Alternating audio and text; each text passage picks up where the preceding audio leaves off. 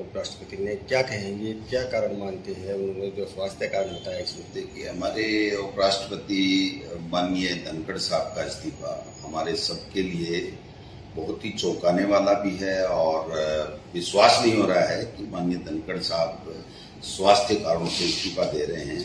हालांकि उनका जो रेजिग्नेशन आया है वो स्वास्थ्य कारणों को बताया गया है, लेकिन आप समझ सकते हैं कि पूरे दिन राज्यसभा का संचालन करना और उसके बाद में 23 तारीख को उनका जयपुर में कार्यक्रम होना और महीने में 20 दिन उनके टूर होते रहते थे, तो ऐसे में अचानक इस तरीके का इस्तीफा आना एक तरीके से जो संकेत दे रहा है कि जो कुछ दिनों से उन्होंने अपनी बातें स्पष्ट रूप से मीडिया के माध्यम से, किन्हीं प्रोग्राम के माध्यम से कहना शुरू किया था, वो कहीं न कहीं भारतीय जनता पार्टी हाईकमान को नागवार गुजरा। और मैं समझता हूं कि धीरे धीरे परतें खुलेंगी, लेकिन किसान के बेटों के लिए, किसान के लिए, खेती के लिए इनकी सोच ही नहीं है भारतीय जनता पार्टी की। इनको केवल और केवल उनकी नजर से ही पूरी देश और दुनिया को देखे और वो जो कहें वो करे। मैं समझता हूं कि वो धनखड़ साहब नहीं कर पाए और ये जो हम आज देख रहे हैं कि उनका इस्तीफा हो गया है। राजस्थान में भी ऐसा हुआ था, काम कराया और फिर पद से हटाया, और अभी भी उपराष्ट्रपति जी भी जो इस्तीफा हुआ है, मैं समझता हूं कि ये काफी कुछ से कलैयां खोलेगा और नई बीजेपी बन रही है जिसमें हम दो, हमारे दो, इसके अलावा कोई नहीं। अपना विवेक अगर किसी ने इस्तेमाल कर लिया तो उसको अंजाम भुगतना पड़ेगा। ये जो नया ट्रेंड चला है ये डरावना है, ये लोकतंत्र के लिए, देश के लिए, संविधान के लिए, सबके लिए खतरा है। इसलिए जब परतें खुलेंगी तो मैं समझता हूं कि सारी चीजें स्पष्ट होंगी। लेकिन ये एम्स का बुलेटिन नहीं है, एम्स हॉस्पिटल का कोई बुलेटिन नहीं है कि धनखड़ साहब अब एक दिन भी कुर्सी पे नहीं बैठ पाएंगे, बोल नहीं पाएंगे।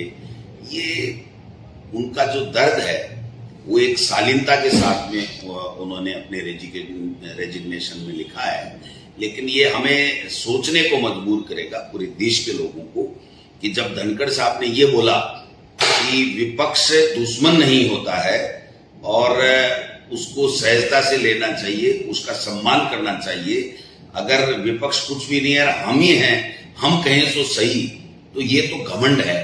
तो मैं समझता हूं ये जो लाइन थी वो उनकी आत्मा से निकली हुई थी और इस लाइन को कहीं न कहीं किसी न किसी को बेचैन कर दिया और वो बेचैनी इस्तीफे के रूप में, धनखड़ साहब के इस्तीफे के रूप में हमारे सामने आई है।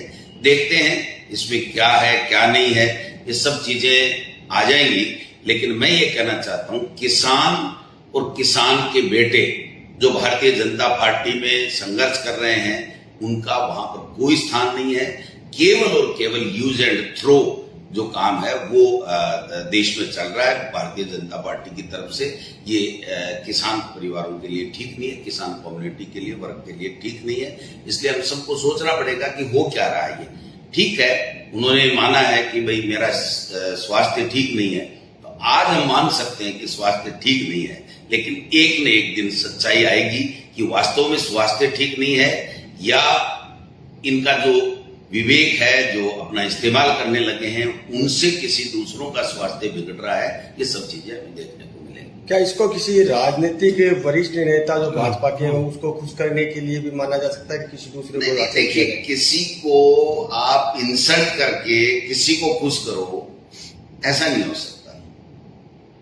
मेरा ऐसा मानना है कि देश में सत्ता में तीसरी बार बीजेपी है, तो उनको इस तरीके से किसी को खुश करने के लिए किसी को इंसल्ट करे, ये बात नहीं है। बात और कोई बड़ी है जो धीरे धीरे सामने आएगी तब पता चलेगा। लेकिन मैं ये कह सकता हूं, हम बराबर कहते रहे हैं कि जिस किसी ने भी भारतीय जनता पार्टी में अपने विवेक का इस्तेमाल किया, विपक्ष को सम्मान दिया, संविधान को सम्मान दिया, तो उसका हश्र यही हुआ है। मैं समझता हूं कि आगे नई बीजेपी पनप रही है जो देश के लिए डरावनी है।